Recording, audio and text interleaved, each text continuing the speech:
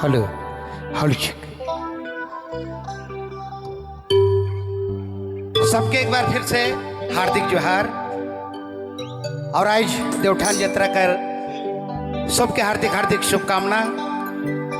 जैसन के रोरे मन देखा थे आज मंच में आसीन हमरे कर हीरो, हमरे कर आइडल नौजवान पीढ़ी कर जे आज झारखंड ही नहीं देश विदेश में भी अपन पहचान बनाए चुके हैं। तो चलो उनकर स्वागत में एक प्यारा सा गीत हमरे कर आदरणीय बड़ भाई टाइगर जयराम महतो कर उनकर तमाम साथीगण समाज सेवी आवे वाला हमरे कर झारखंड का अगुआ, झारखंड के बदले वाला सारा कोई मौजूद है मंच में। हम उनका स्वागत करते हैं एक गीत के माध्यम से।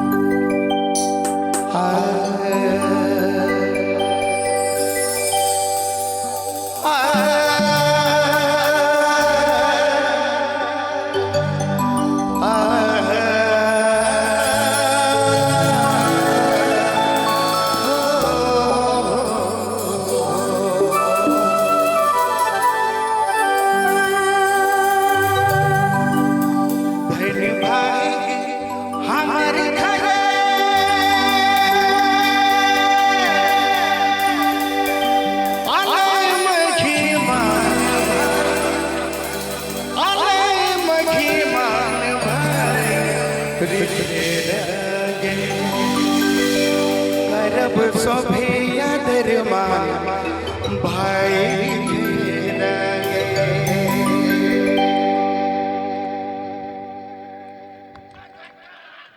जय झारखंड, सुंदर झारखंड, महान झारखंड।